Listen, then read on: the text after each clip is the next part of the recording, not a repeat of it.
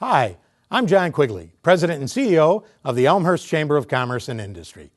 In these challenging economic times, it's imperative that our residents and businesses band together to not only shop Elmhurst, but buy Elmhurst whenever possible. We have great stores in our city center, Spring Road, Butterfield Road, York and Villette Streets, St. Charles and Route 83, North Avenue and Lake Street, along North York and even Grand Avenue. I ask for your help. Let's keep our tax dollars in Elmhurst. Visit Elmhurst.org to explore the new City of Elmhurst website. Find out the latest Elmhurst news, pay utility bills and parking tickets, report concerns, and much more. Elmhurst.org is an ideal way to discover what Elmhurst offers your business, your family, your life.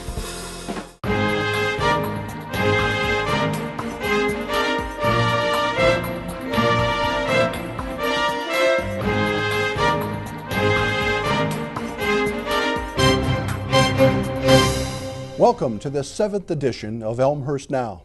Along with Mayor Pete DeCiani, I'm Ken Bartels, and tonight we have a wonderful opportunity to chat with the new city manager of Elmhurst, less than 2 months into his tenure, Jim Grabowski. And Jim, welcome to Elmhurst Now, and I'll start off with the first question, and I want to go back to the very beginning, and that is, where were you born? Where'd you grow up? Well, thanks, Ken. Thanks for having me tonight. Thanks, Mayor. I grew up in Oak Lawn, South Side, and I was born and raised there. Grew and then out to college at Iowa State for my undergrad, and then back home for my master's degree at Northern in public administration. And from then on, my wife and I moved to the area and then down to Minooka, and look forward to moving here. Gosh, I think he covered just about, well, I don't have anything else to ask him, but it's kind of a strange question, but it sort of gets the feel and gets things rolling. But what's your earliest childhood memory? What's the farthest back you can go? Oh boy, that would probably be going to McDonald's for my birthday party. I remember walking in the house, talking to my mom, where do you want to go? Let's go to McDonald's. That's where we went. And then good memories of the first bike, great memory. That's your first freedom as a child, so that's a great memory. First hero? Boy, first hero was probably a sports figure. Sure, why probably. Hero now, have to be Dad. Even though he's no longer here, it's times like now that you really appreciate all that he did. He was an independent business owner, and you really appreciate all that he did to raise our family. You mentioned your schooling and your career path, but I'm more interested in, when did you know that you wanted to go into municipal government leadership in the kind of professional capacity that you have? Well, as I said, I went to Iowa State and got my degree in urban planning, and at that point I knew that I wanted to take that into the government setting. So I was a planner for a little while in some communities, and it was while I was a planner that I decided to go back for my master's in public administration. At that point, I wasn't sure that whether I wanted to stay in the planning department or maybe move into the manager's office. And in talking to a number of the professors that were or are managers through the NIU program, fantastic program for that, and my classmates who were all working, another great aspect of the program, they're all working in managers' offices. That's where I made the decision that I wanted to switch into the manager's office, and it's been great since then. The master's program, were there internship opportunities within that master's program that also gave you an opportunity to get a feel for manager versus staffing type roles? Well, it was coincidentally while I was an intern in a planning office in Mount Prospect that the assistant manager at the time suggested that I go to the NIU program. I was in a different program, and he said, no, you need to be at the Northern program. And so shortly after that, I was offered a full-time position in a planning department, and I opted for that rather than continue with the internship. This isn't a plug for NIU, but they have a great program where if you intern, you get your tuition waived. And so it was a choice that I made. whether I was working full-time or internship, and I decided to work full-time, and I'm glad I made that choice. But I did serve 2 internships, which steered me towards what I wanted to do. Great. Communities that you've worked for, and some of the similar situations maybe that Elmhurst has. Can you talk about that a little bit? Sure. Most recently, I was in Minooka, which is a community just southwest of Joliet, right in the growth belt of Will, Kendall, and Grundy counties. We saw the population triple while I was there. It was a great experience. I knew that going into it. Not that we didn't have our issues, but the growth was one of the significant reasons I went there. Prior to that, I was with the village of Wheeling, which is very similar to Elmhurst in the sense that it's more of an urban setting, suburban setting. And we had our issues there too. We had some drainage issues like Elmhurst is experiencing. We got to do a lot of economic development with Milwaukee Avenue and Restaurant Row. So that was a great experience, and a lot of what I learned in Wheeling I've carried with me into my professional career as I've moved up the ladder, so to speak. Great. What do you think our challenges are in Elmhurst, and what's your vision? Well, there's a few certainly. Right now, what I'm doing is just meeting people, meeting staff, and getting caught up on things. That's challenging enough for me. And Mayor, as you know, the staff's great down at City Hall and been very accommodating, very warm, very welcoming. Some of the immediate challenges that we faced is drainage and power issues, power reliability, and I learned that on day one. It was an interesting day where I came in for an early meeting at 7:30, and at 7:40 the storm of the decade came through, according to ComEd, and that really threw all my plans right out the window. So working on those 2 issues, and the city's engaged the right people for that. I've worked with the Burke firm before and RJN, and they know storm drainage, and I'm confident in seeing what I have already that they're on the right track to coming up with solutions so that we can consider which ones we're going to implement. As far as the electric reliability, obviously that's an issue not just on storm days but on sunny days, and so I think we're taking some right steps in contacting ComEd, sitting down with the people who can make the decisions on what needs to be done. Recently I testified at the state hearing that was in Highland Park regarding reliability, to let them know that we understand the North Shore got hit, but don't forget Elmhurst. We need to take care of the issues that are down here as well. Sure, and infrastructure, whether it's ComEd or whether it's stormwater, or these are things that have been in place for years, and Elmhurst, I think, has been proactive with a lot of its infrastructure. The storm quarry was put in place after the '87 flood that we had that affected the whole region. But we're still working with things that need to be looked at, and it's nice to have somebody like yourself that has the experience of dealing with some of these issues as well too. That's why when we were doing our interview process, we look strongly at your economic development abilities and what you've accomplished in multiple towns, as well as infrastructure issues like stormwater and ComEd. So kudos to you, and we appreciate. I know your first day, I was actually out of town, and poor guy gets hit with a storm right off the get-go. So I remember calling you, "Welcome to Elmhurst, Jim." Yeah. Well, actually, I was going to ask you. Your starting day was 7-11-11, which is a nice combination of good numbers. Sure. But you get hit with a storm right off the bat. Not from a competency, I've done this before, I know what needs to happen, but just from an emotional perspective, did you have one of these thoughts like, "Oh, they told me about this"? Yeah, that thought certainly goes through your mind. Boy, what did I get into? But that day I got to watch the staff go right to work and do everything that they know to do. And so I just stepped back and said, let me know what I can do to help. And the folks at City Hall, fire, police, public works, everybody just jumps right in.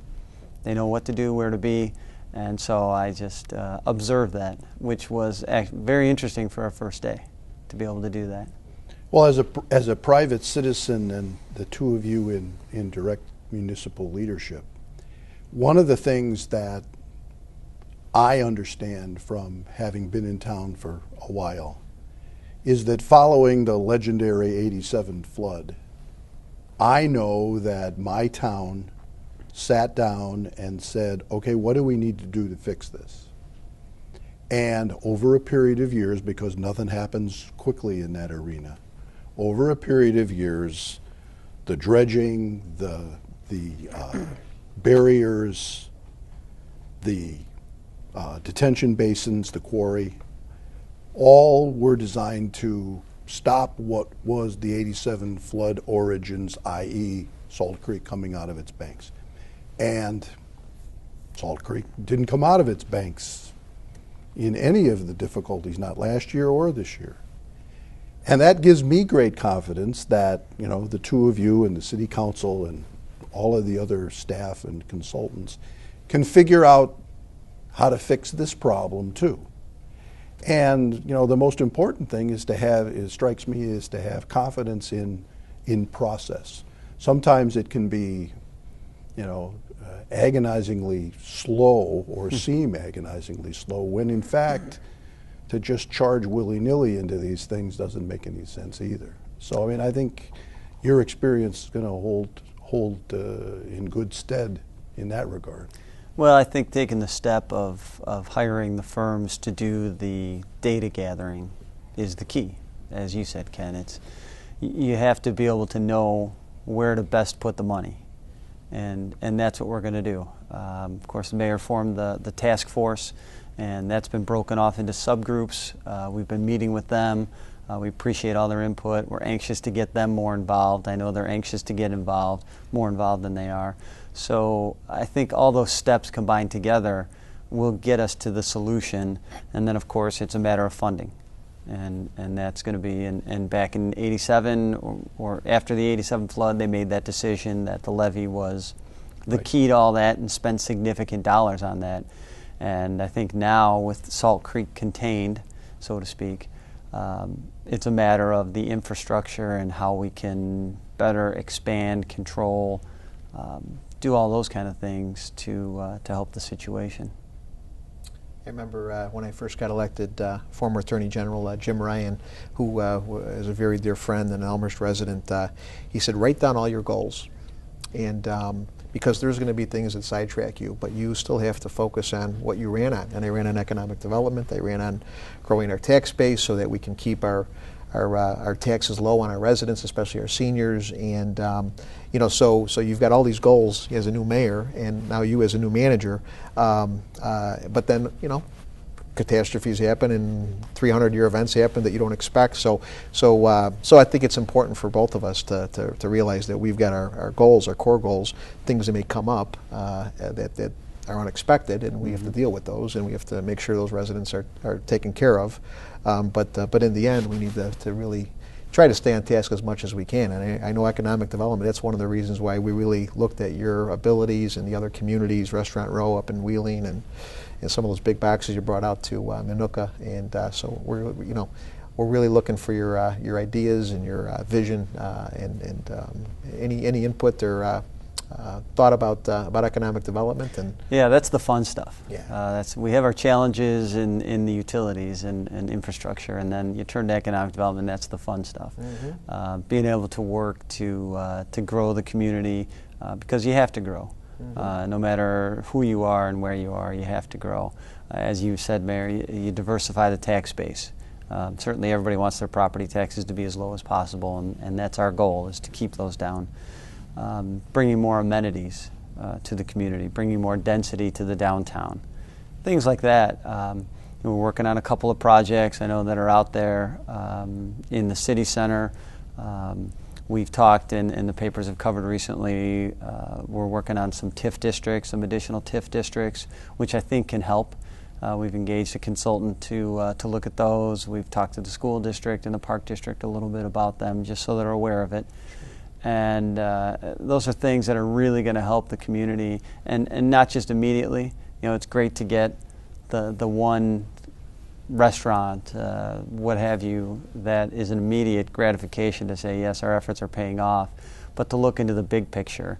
And that's what I believe the TIF district does. It really looks into the long term, the big picture, for when whoever's sitting in these seats 23 years from now, or whenever that the TIF is approved and ends, can say, boy, that was some good vision, just the way we're doing now with the city center, with the Route 83 in St. Charles TIFs. We're looking at those now saying, boy, those people really had some good vision, and it's a good thing they put these in place so that we can continue what the goal was.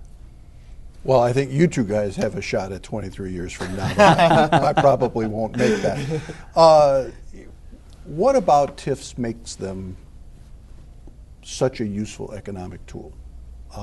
We've had 3 successful TIFs right now inside the city, but I would say if you went out on the streets of Elmhurst and put a microphone in someone's face and said, why have the TIF districts succeeded in Elmhurst, I think you'd get a variety of answers. Sure. And I think a couple of reasons. One, there's cooperation among all the taxing bodies. Great cooperation I've found so far. And 2, they've been done right. I think TIF can get a bad name if it's not used in the proper way. I believe that, from what I've read and seen, that the TIFs here have been used in the proper way. And let me back up a little bit and just explain. The TIF district, of course, is you define an area that needs redevelopment. You establish a base of valuation, and then as that grows, the increment in between goes into a fund. That fund is then used to improve the area, whether it's infrastructure or property, anything public like that. It can be used for. And some good examples are the property at Route 83 in St. Charles. You were able to write down the value of that property through the TIF so that it made it affordable for a developer to come in and build the center that has Kohl's and Kmart and Dominic's and Portillo's and all those wonderful stores. And then, of course, the property tax increases, continues to go into that bucket, if you will, the TIF bucket, which can continue to be used for improvements in the area. And then the other benefit is the sales tax and the services that come out of it. The city benefits greatly and the county benefits greatly by the sales tax that's produced to fund operations as an alternate to property tax. I think that's what, and then of course the cooperation, the school district, the park district, any other taxing bodies enjoy that benefit as the property value increases. They'll eventually get that increase in the property tax, which wouldn't have happened if the TIF weren't put in place. It can be a confusing concept, but it's been used all over, and as I said, as long as it's done right, it's a really valuable tool. Now, I would gather that the experiences of Wheeling and Minooka from an economic development standpoint in terms of tools available, the collection of land, both have their challenges, both have their positive dynamics, I would suspect. Can you give us a little contrast between the 2 communities in terms of sort of what works best or what works most productively? Sure, and it's a combination of the tools. In Wheeling, it was an older community that was redevelopment, similar to Elmhurst. There were TIF districts in place. We were able to use those to get condo buildings built with retail on the first floor, building the density to then shop at the Restaurant Row, the other places that are in town, because rooftops is really what drives the retail. And that certainly translated to Minooka, where we were getting new residents every day there. And the interesting part about that is it was all new. It was all greenfield as opposed to redevelopment. There we didn't need TIF districts because it was all new. And we used developer fees instead. We were able to really take advantage of the new development and have them pay the way for new utilities, new infrastructure, a lot of capital projects. So that's the other side of the economic development that people don't see, is getting everything prepared, getting the water and sewer out to the industrial parks, so that when people come knocking, you can say the site is ready. You know, there's the commercial and industrial sides to economic development. If we can build the industrial parks here, I think that's very advantageous to us. We have a number of competing communities that have significant industrial parks, and that brings employment. It brings valuation to the property tax rolls, allows you to distribute that better, divide the pie up, and it brings people to, again, to use the services that are within the community. I think the citizenry of Elmhurst will look forward to having TIFs explained just as you explained them, because the concept is such that when it's explained in what I would describe as layman's language, it is a concept that people can get their hands around because they can see why it would work. And as long as they understand that it doesn't hurt anyone, certainly not long term, I think that it's an opportunity for them to, if you will, embrace economic development from a structural perspective as well as a philosophical one. We're going to take a short break. You're watching Elmhurst Now, and Mayor DeCiani and I are having a great opportunity to talk to only the third city manager in the history of Elmhurst, Jim Grabowski. We'll be right back.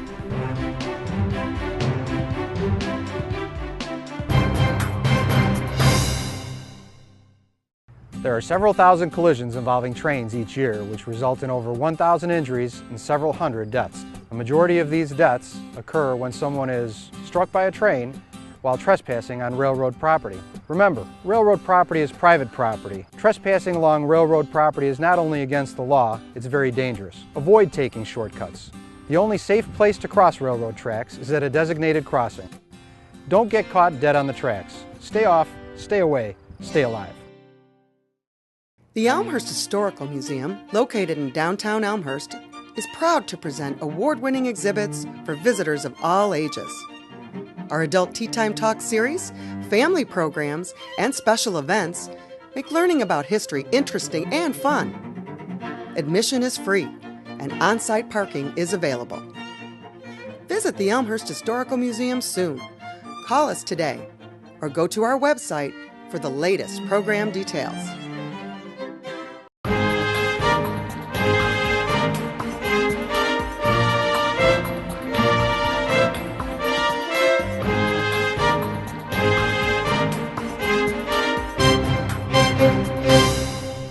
Welcome back to Elmhurst Now, where Mayor DeCiani and I are having a conversation with Jim Grabowski, the city manager of Elmhurst. And Jim, you came to Elmhurst. It's a running town, the legendary long green line of the York Dukes that the mayor was a part of at one point in time. And I understand you're also a runner. I am. Yeah, I take physical fitness as a way to work out stress. There's a little bit of stress on the job, so I like didn't to mention any of that stress stuff. No. So I like to get out and run and bike, and my family and I were all outdoor people, so we like to do that. Running is one thing, but I understand it actually goes beyond just running. You want to share a little bit about that? Well, with the biking, I kind of gravitated towards triathlons as well.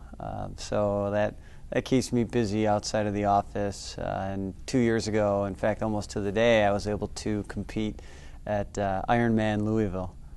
It was a goal of mine that I had since I was a kid. My parents went to Hawaii and brought back the Ironman t-shirt and kind of explained to me what it was. And as I started getting into races, I thought, boy, that's something I'd like to try someday. And just, kept putting it off, and then one day another friend of mine said, what do you think? We should do it. So we registered, and about 10 months later, training through all that, I was able to run the race and did well for my goal, so I was happy. I finished in 11 hours, 37 minutes, and I was trying to hit 3 goals going into it, finish with a smile, and finish in under 12 hours, and I was able to accomplish all 3 of those. And it's what, a full-blown marathon? It's an Ironman, so it's 26-mile run. How many mile bike? It's a 2.4 mile swim, 112 mile bike, and then a marathon. Yeah. Haven't run for Joe. I ran a lot, but I never ran quite that far. Or have the bike or swim afterwards. I think I would have had a tough time with the swimming. Does the running go all the way back to high school?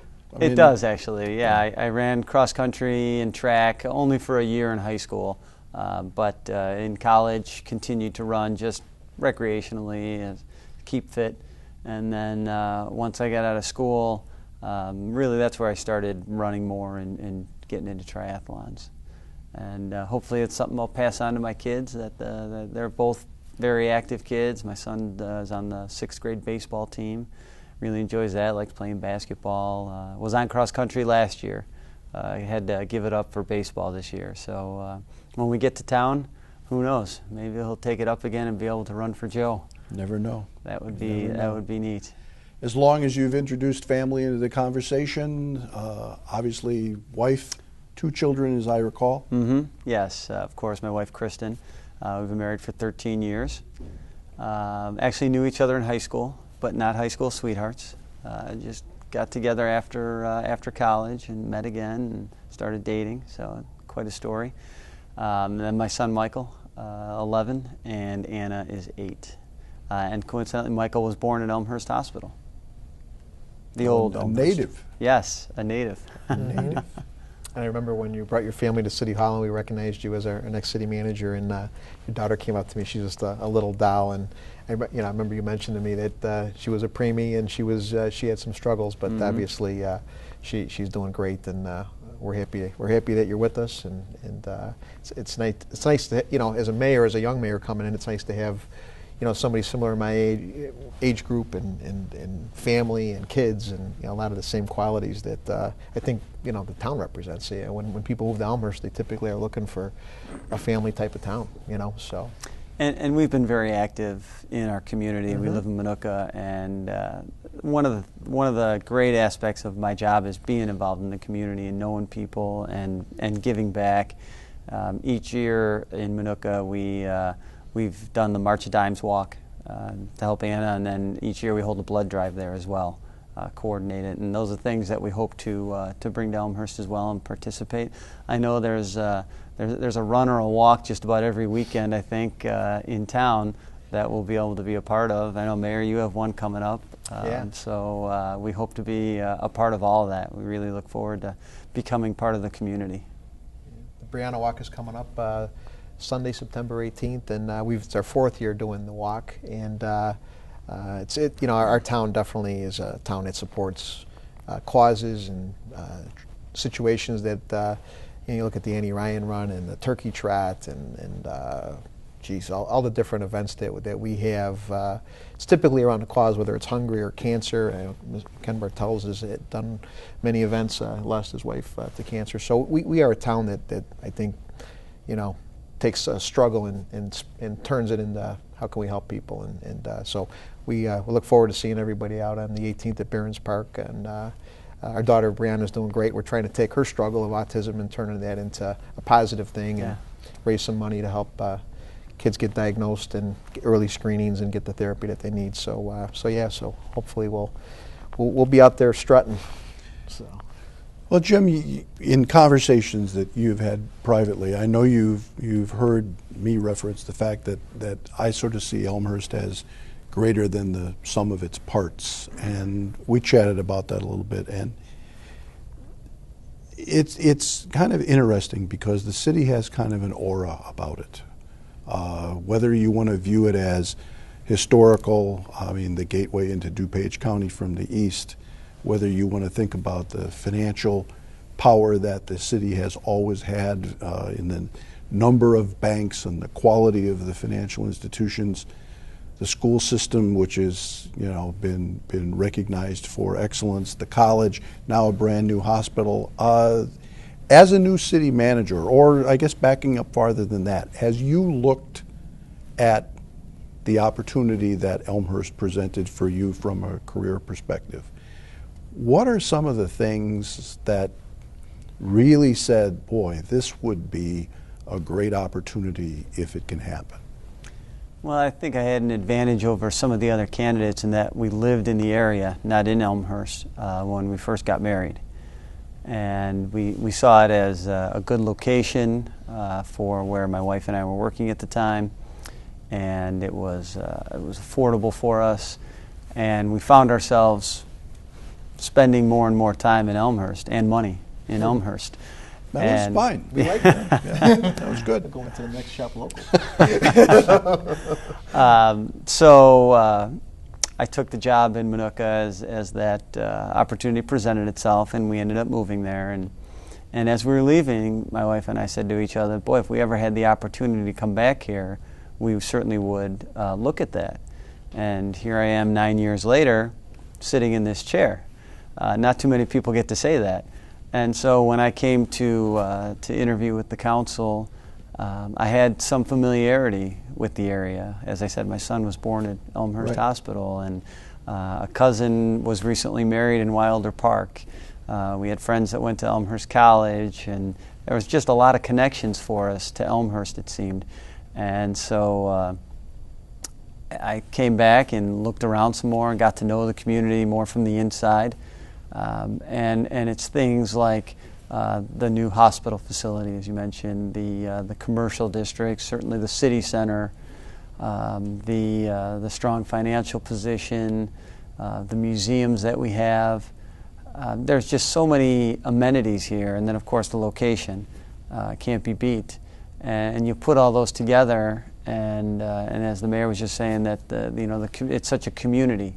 It's not just a town where people come and go as they work. It's really a community. And as a city manager, knowing that the community that I work for is also where I'm going to be living and raising my family, that's important.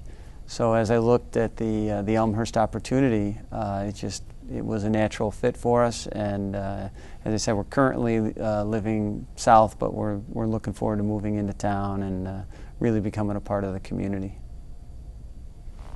We've touched on the issues of storms and water and those, and we've talked about economic development as well. But on a broader landscape, from a professional city manager perspective, what are the big issues that are dominating or will dominate in the future? Not necessarily just in Elmhurst, but perhaps regionally, certainly statewide, from your perspective? That's a good question. We just coming out of the recession, or some would argue we're not. The financial picture for a lot of communities.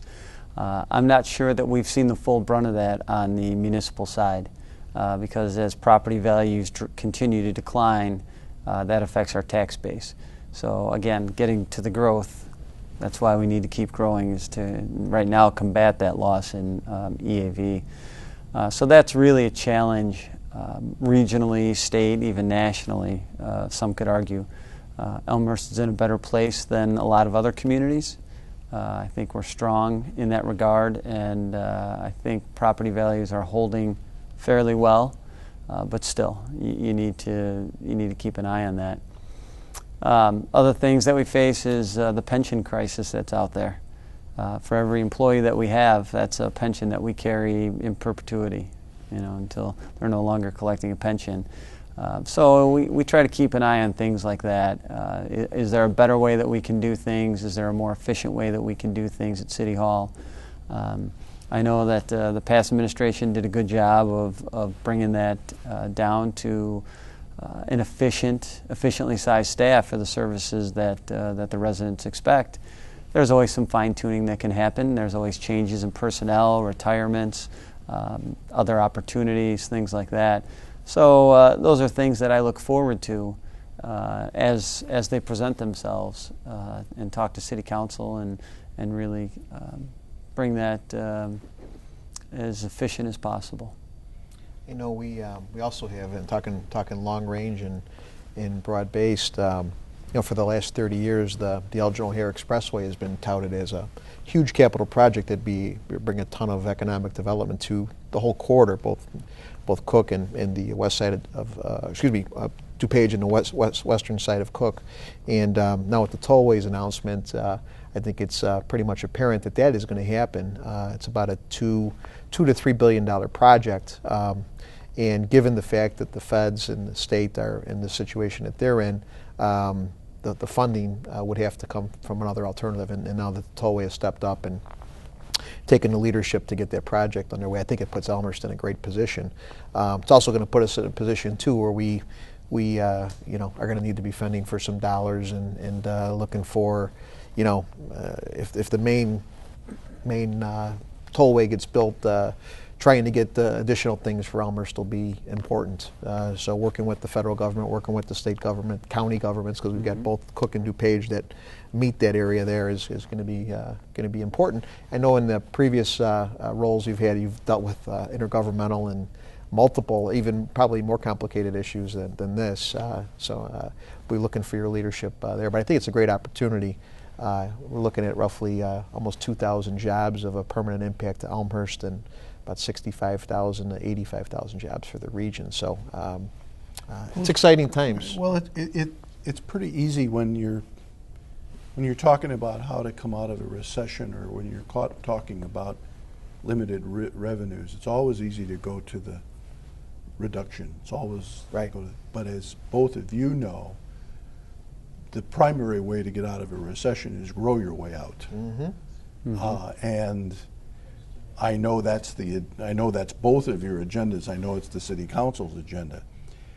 Beyond intergovernmental agreements, though, can both of you talk a little bit about the power of the public-private partnerships when those two entities can come together? Sure. We've seen great examples of that in the city center a number of times where the city has partnered with a private developer, whether it's through some incentives or the city owning part of a property, developer owning another part, and working together. The Schiller Street Garage is a perfect example where we partnered with the developer on that. The retail on the bottom is very successful. The parking up on top brought necessary spots so that the city center could grow. Parking seems to be a hot topic in the city center, and so that's a perfect example of how we can work together to accomplish that. We've got a number of other projects that are out there a little further north in City Center and over on Addison Street that we're working toward. I'm trying to get my arms around the projects so that I can come to the City Council and make some recommendations and how we move forward. Not whether we move forward, but how we move forward on those. Mm-hmm. And in the end, I think the vision is to grow, and one of the primary reasons why I ran for mayor was, I'm a product of our schools. I went to 205 and had the great experience of being educated here in Elmhurst, not only at the public school level, but as Ken knows, at Elmhurst College. But with other levels of government struggling to bring growth in or revenue in, really, it's the city.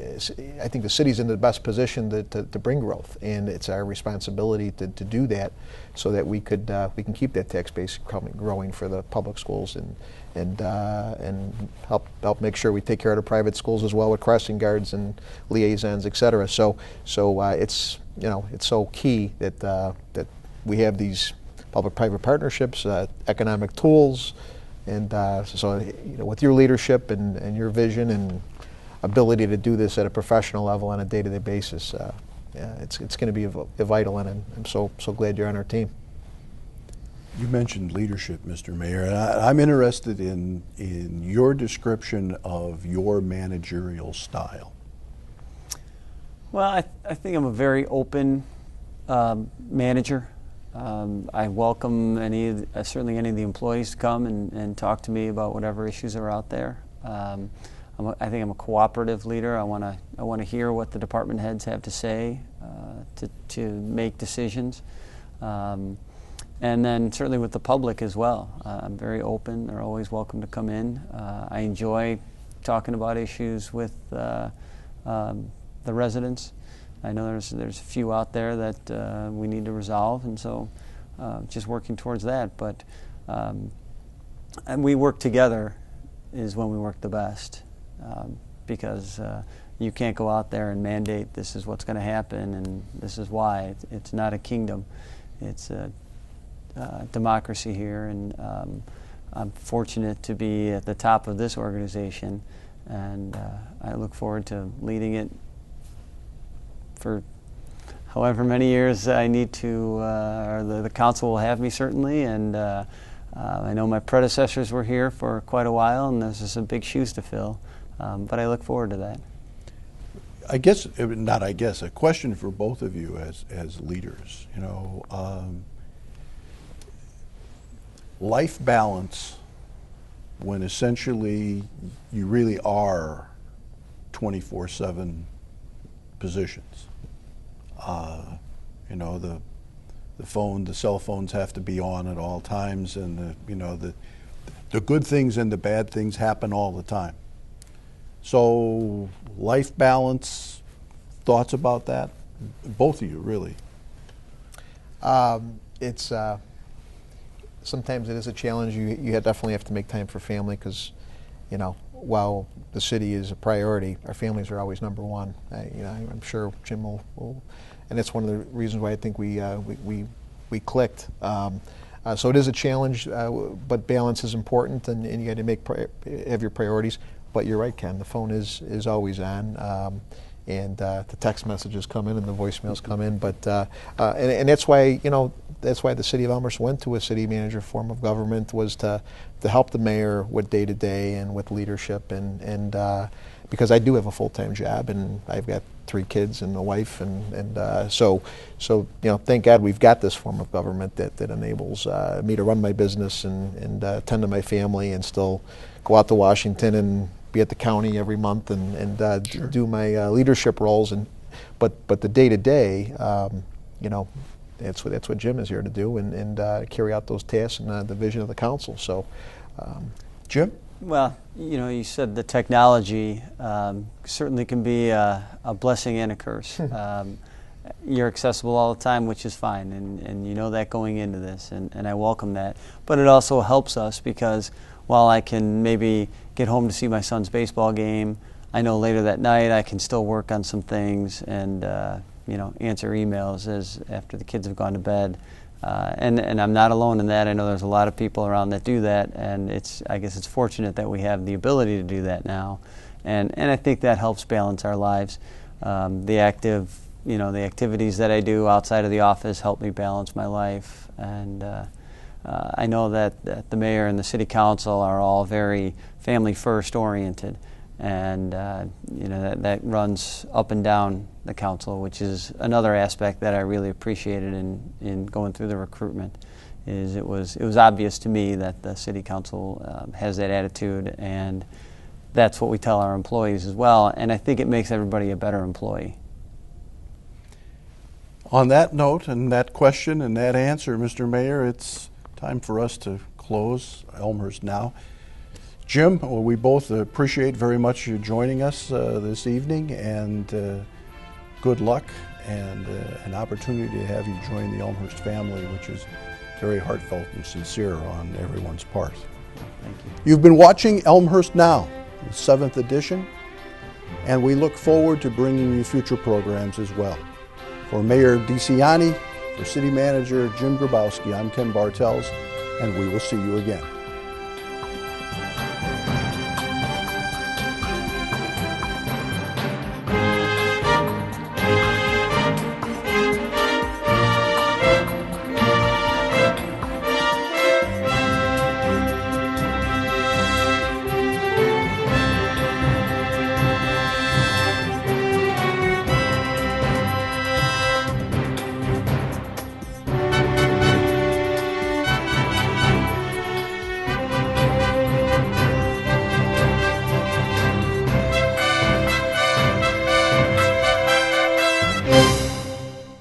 Hi, I'm Elmhurst Police Chief Steve Neubauer. Elmhurst is a great place to live and work.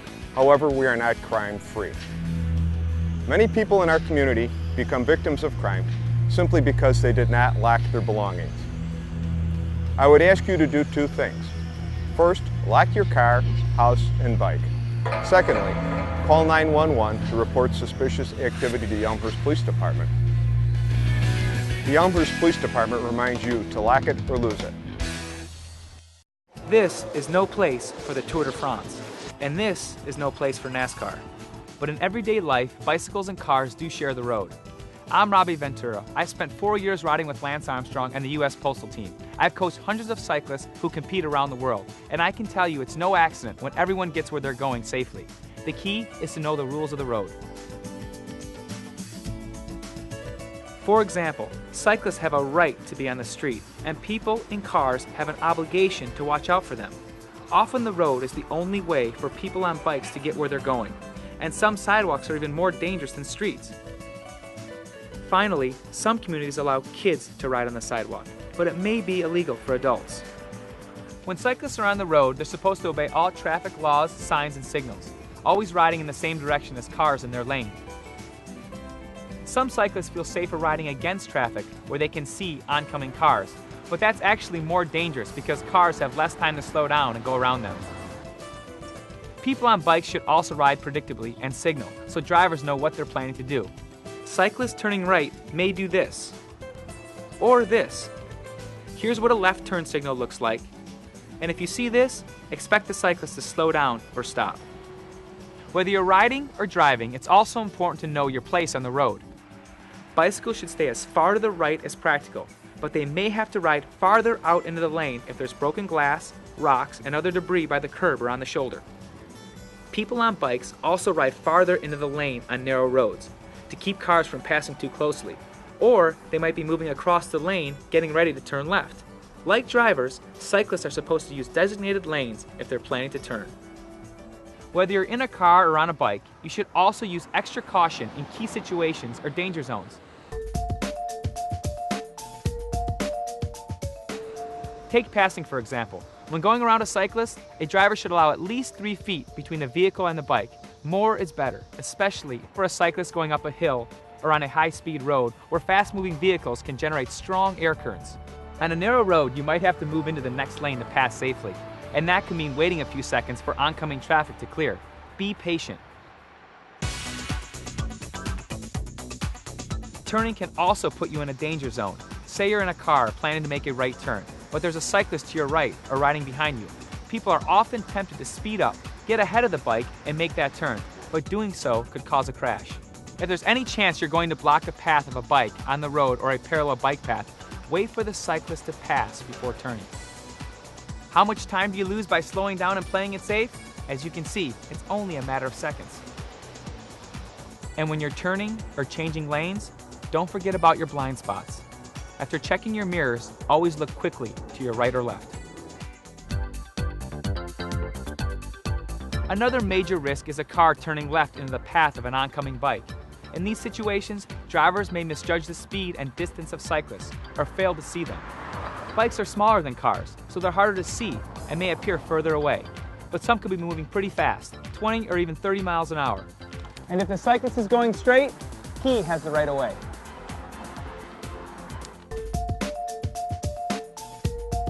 Bike paths or sidewalks that run parallel with the road may seem like fairly safe places, but these too can be danger zones. A driver making a turn might be focused on the road and not see a cyclist traveling on the sidewalk or path until the last minute. Someone riding on a sidewalk or path in the opposite direction of a driver is even less likely to be seen. So in these situations, drivers should be extra careful, checking the sidewalk or path for cyclists or pedestrians. People on bikes should ride defensively. Watch for motorists making a turn and be prepared to stop. Another danger zone involves driveways or alleys. Drivers and cyclists often cruise right into the street, pulling out of a driveway or alley, looking for cars in the middle of the lane, but not for bikes or pedestrians on the sidewalk or on the right side of the road.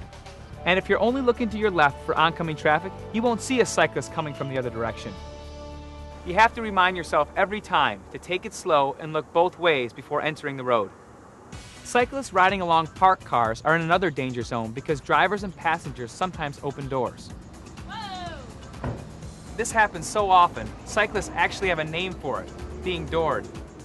So if you're getting out of a parked car, always look over your shoulder to make sure no cyclists are coming. And cyclists may want to ride farther into the lane. One final danger zone is right behind the wheel or handlebars. You're blocking the road. I'm trying to get by here. You have to give me room. You have to wait a second. When you're on the road, conflicts can occur, and it's tempting to express yourself, but getting angry, hostile, or abusive doesn't help. And it can take you to places you never intended to go. Aggressive behavior can lead to criminal charges. Revving your engine, blasting your horn, yelling, or pounding on a vehicle can result in legal action against drivers or cyclists. The best advice for anyone on the road is to stay calm, exercise caution, be patient and courteous. Share the road, show respect, and always be on the alert, especially in those danger zones. When passing a cyclist, leave at least 3 feet between car and bicycle. More is better. Be patient when passing and when turning right. If there's any chance you'll block a bike in your lane, on the sidewalk or side path, slow down and wait for the cyclist to pass. If you're making a left, remember that oncoming cars and bikes have the right-of-way, and that bicycles may be moving faster than you think. Don't forget to check your blind spots and to signal whenever passing or turning. Be especially careful when leaving a driveway or alley. Check the street and sidewalk in both directions for cars, cyclists, and pedestrians. And look for bikes before getting out of a car that's parked in the street. Finally, keep in mind that you're not in a race where NASCAR meets the Tour de France. When you share the road, the reward is everyone gets where they're going safely.